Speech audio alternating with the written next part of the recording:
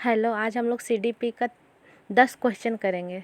ठीक है, आज सीडीपी का 10 क्वेश्चन करेंगे जो 30 तारीख 2021 को एग्ज़ाम हुआ था। दिसंबर में 30 तारीख 2021 को एग्ज़ाम हुई थी, उसका 10 क्वेश्चन करेंगे सीटेट का। चलिए देखिए, पहला क्वेश्चन, विकास के किस चरण में बहुत से हार्मोन संबंधी परिवर्तन होते तथा अपनी पहचान की सक्रिय खोज पर बल देता। विकास की कौन सी अवस्था में बच्चों में हार्मोन चेंजेस दिखाई देता है? ठीक है, कौन सा अवस्था? देखिए, इसमें 4 अवस्था दिया गया है, किशोरावस्था, शैशवावस्था, प्रारंभिक बाल्यावस्था या माध्यमिक बाल्यावस्था। कौन सी अवस्था में होती है? तो अगर मेरा वीडियो नहीं देखे होंगे तो जाके देख लीजिएगा। विकास की अवस्थाएं हम पढ़ा चुके हैं, विकास और वृद्धि को अच्छे से समझा है। उसमें से अगर उसको देख कर ये क्वेश्चन करेंगे तो कभी गलत नहीं होगा, विकास और वृद्धि से संबंधित कोई भी क्वेश्चन। इसलिए उस वीडियो को देख लीजिए अच्छे से जाकर।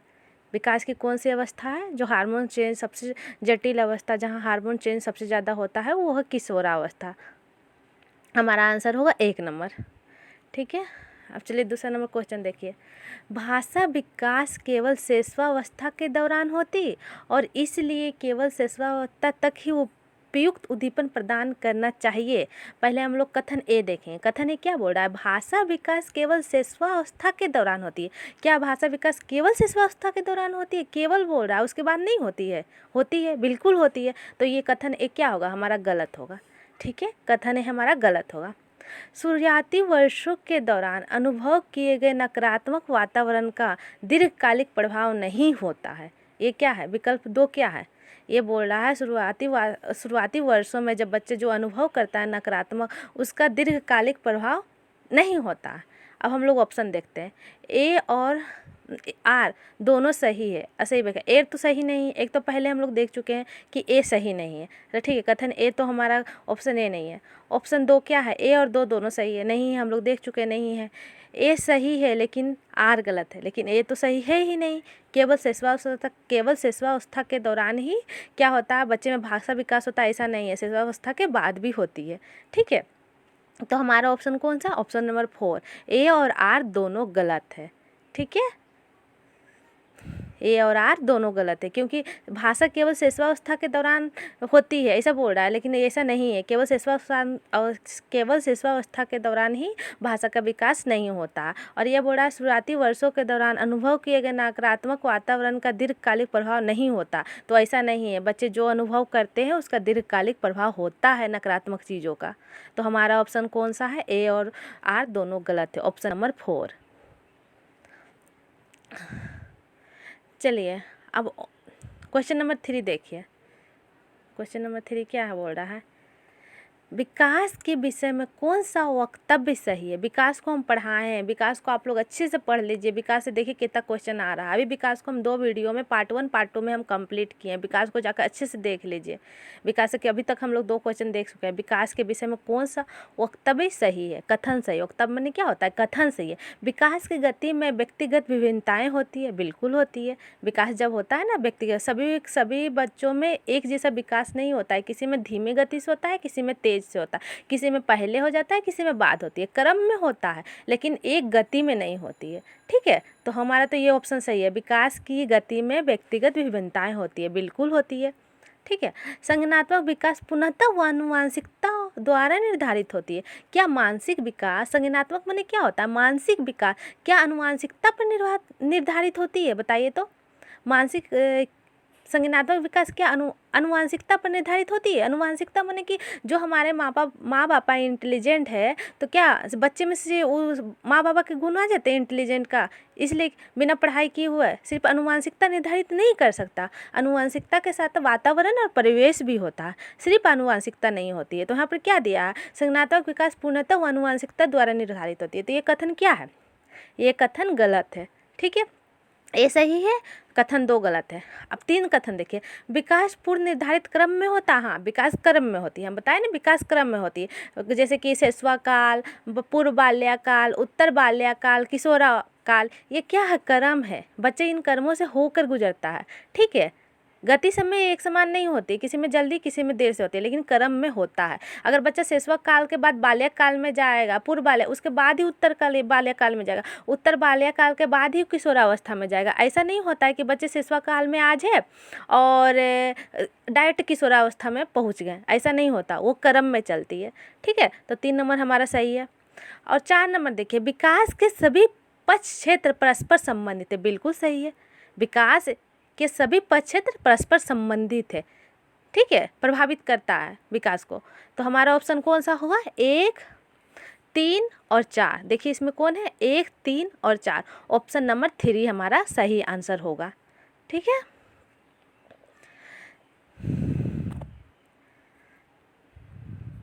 चलिए क्वेश्चन नंबर 4 देखिए। वे गणितीय प्रश्न जो परिकल्पना परिस्थितियों से संबंधित है और बीजगणित कथन आलेखित करते हैं प्रारंभिक पाठ्यचर्या का एक भाग है। इस विचार का आधार है किशोरावस्था के छात्र कौन सा कार्य में सक्षम है? बताइए। वे गणितीय प्रश्न जो परिकल्पना परिस्थितियों से संबंधित है, हम पहले ही बना देंगे। परिकल्पना किस अवस्था में करते हैं? बताएं बच्चे, परिकल्पना किस अवस्था में करते हैं? अमूर्त अवस्था में। परिकल्पना बच्चे किस अवस्था में करते हैं? अमूर्त अवस्था में। ठीक है, और बीजगणितीय कथन आलेखित करते हैं, प्रारंभिक पाठ्यचर्या का एक भाग है। इस विचार का आधार है कि किशोरावस्था के छात्र कौन सा कार्य करने में सक्षम है? बताइए। अमूर्त चिंतन, मूर्त पदार्थ के प्रति निश्चित सक्रिय या श्रेणीबद्ध कार्य, वर्गीकृत कार्य, कौन सा होगा? अमूर्त चिंतन। परिकल्पना किस अवस्था में करते हैं? तो अमूर्त अवस्था में करते हैं।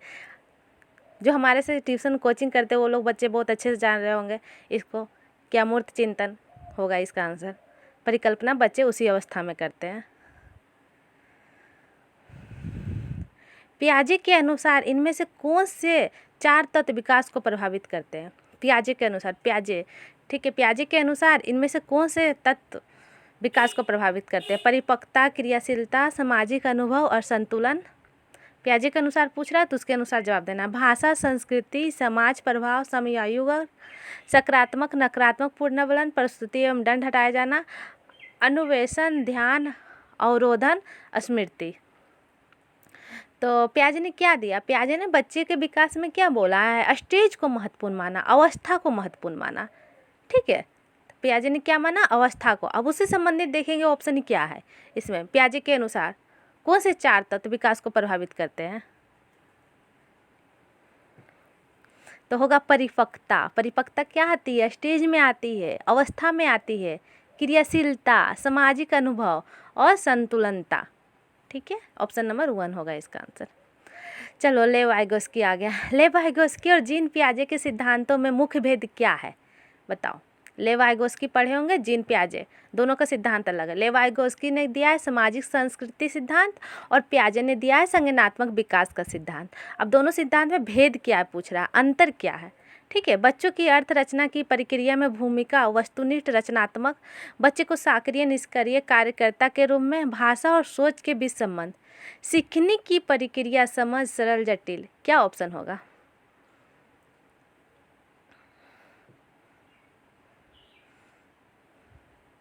तो इसका आंसर होगा भाषा और सोच के बीच संबंध को बताया।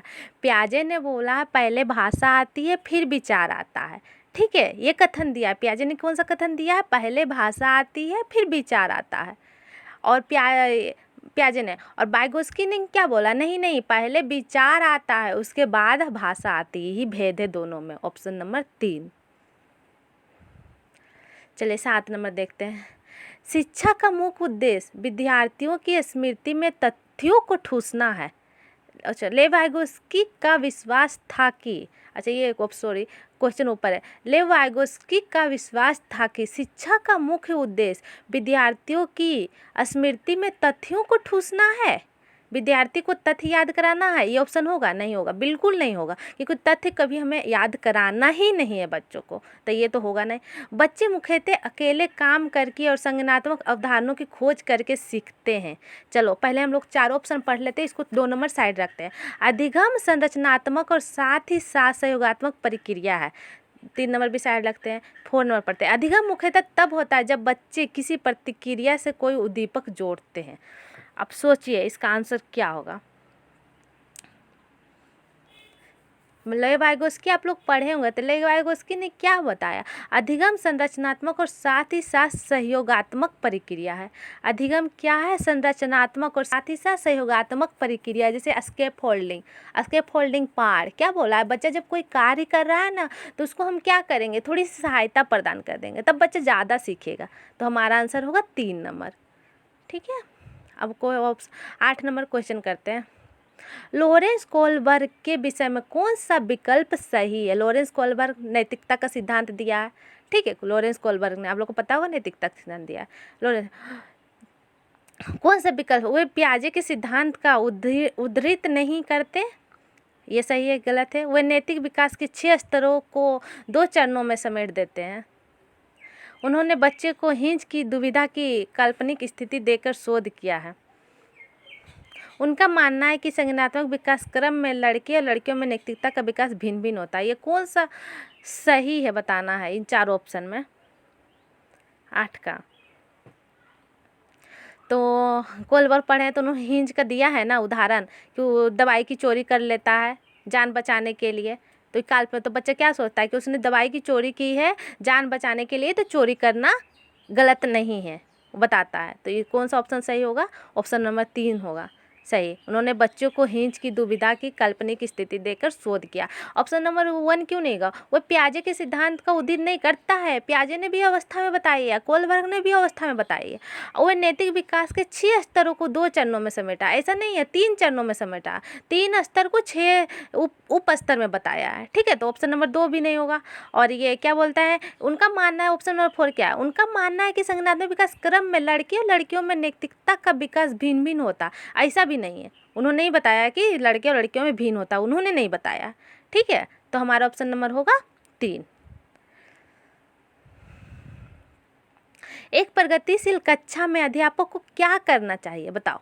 एक प्रगतिशील कक्षा, प्रगतिशील माने क्या होता है? विभिन्नता को ध्यान रखना, क्या ज़रूरत है, दृष्टिबाधिर के लिए क्या सही है, मूकबाधिर के लिए क्या सही है, ठीक है, बधिर के लिए क्या सही है।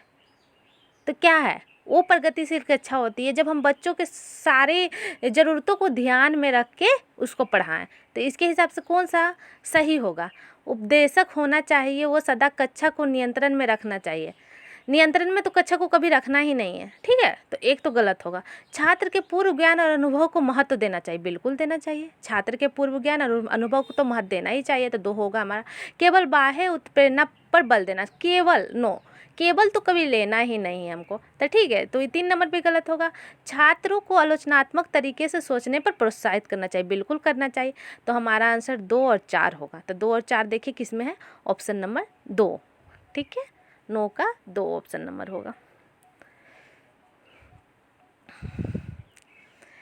आज ही तक करते हैं, नेक्स्ट और जो बचा उसको नेक्स्ट वीडियो में करेंगे। अगर आप मेरा ये पढ़ाया हुआ आप लोग को अच्छा लगा हो, मेरा वीडियो को अच्छा लगा हो, तो प्लीज़ लाइक और सब्सक्राइब ज़रूर कीजिएगा।